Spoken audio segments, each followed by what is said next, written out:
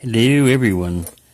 So I gave up on messing with the Blue Beast, and I was messing around trying to pick this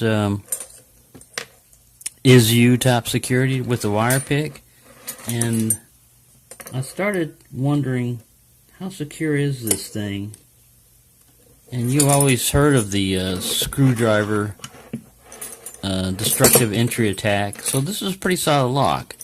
It's got ball bearing mechanism, fairly hardened steel here, you know. I mean, I don't know how hardened it is. I haven't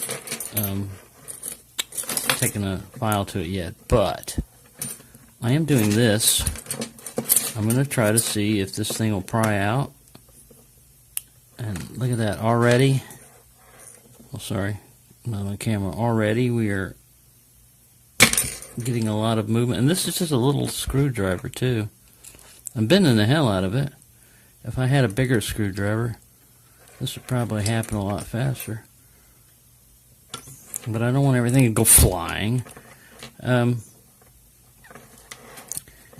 think it's good to know that this exploit exists. I'm not trying to teach anybody anything that's not already out there. This is my own lock. It's for my own purpose. But some people might, you know, get one of these locks and think, hey, they're pretty secure.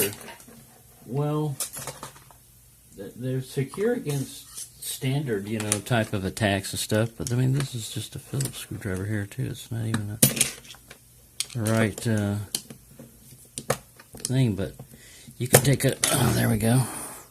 Popped him out. So you see what happens when you rely on a. I'll put that disc back. I'm going to try to take these discs out in sequence, and it is true about the shackle. This is one of the things I was learning. The shackle hole has to be down there because you're relying on gravity to put these pins in place. Also on this lock, I noticed that you cannot tension off the first wafer. It was free spinning. Even though it's got a little notch here, the sucker was free spinning. I had to tension off the first and the second wafer. But there you go. You're going to take this thing out. I'm going to try to take it out relatively in sequence if I can. Let me pull the sidebar out. This is where it's going to get real tricky. Now, you know, a normal thief would not worry about it because the weakness on many of these locks is just this little these little metal fingers here, you know. It's just a little ring, a little steel ring in a little recess, and you can get leverage force on it with even a little El Cheapo screwdriver. Didn't break this. I barely even bent it. The only reason why I switched to this bigger one was because I wanted to use some more force. And then once you get this out, you just basically dump the contents out, and then you can take a screwdriver in there and turn the cord. And I mean, you know, you get into it. So I'm noticing a lot of oil and sand. So I'm going to pause this video or stop this video and take this pack out in sequence if I can, and so that I can maybe still have this as a training type of lock.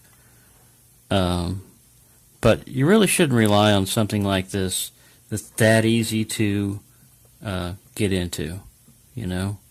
I mean, if this thing said hardened on it, yeah, maybe this is hardened against drilling, you know, but it's not hardened against a little tiny screwdriver.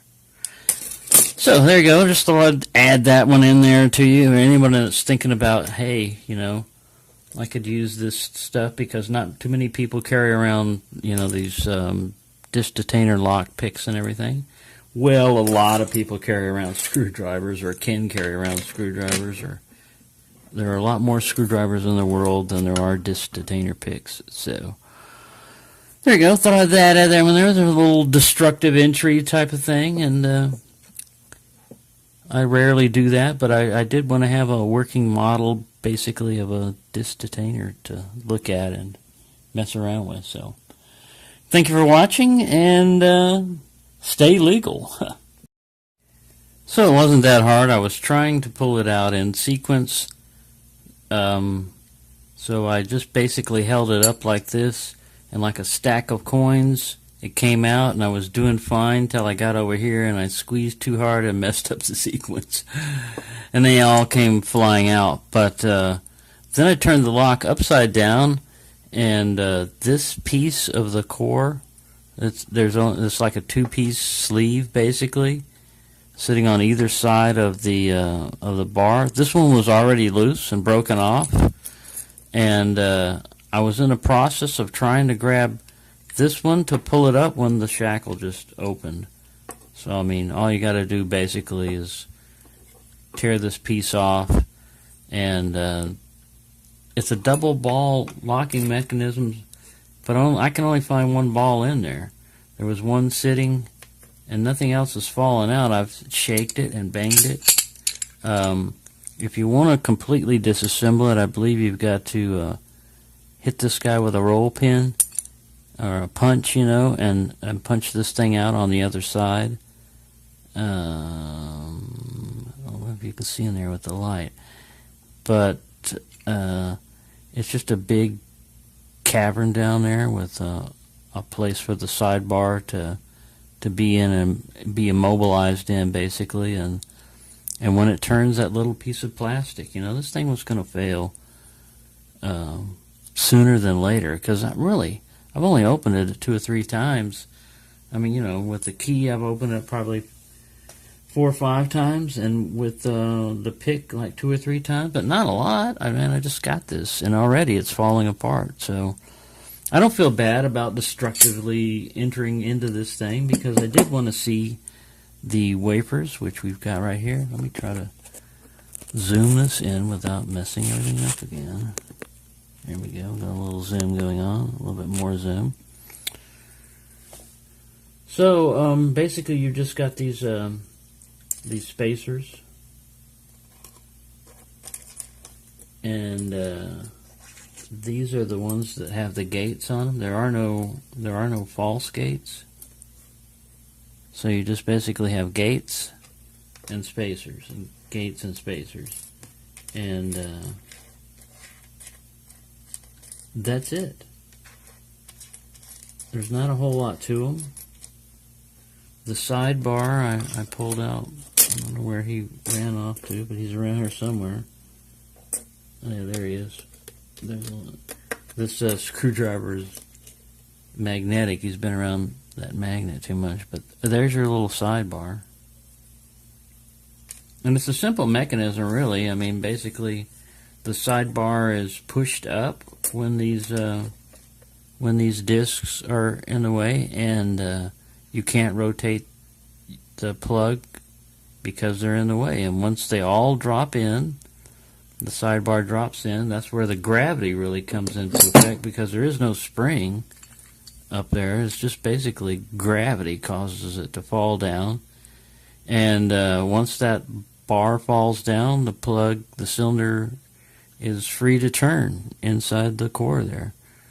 Relatively simple mechanism. This is why you get a lot of grit when you're turning these wafers, because they're compressed against each other. They're not very well made a lot of times. There's a lot of grit on this one, grit and grime.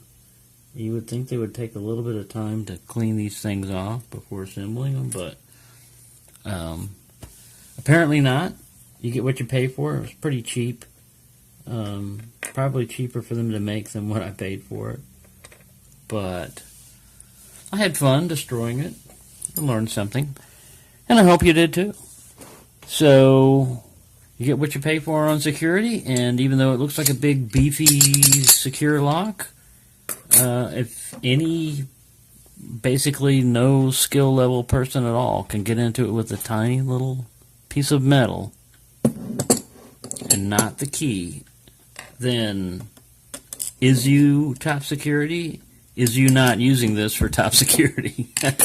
So I hope everyone's having a good time and enjoying themselves, and As always, this is just for educational purposes. It's my own lock.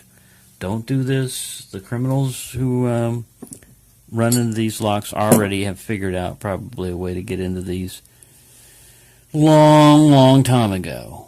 So, there you go.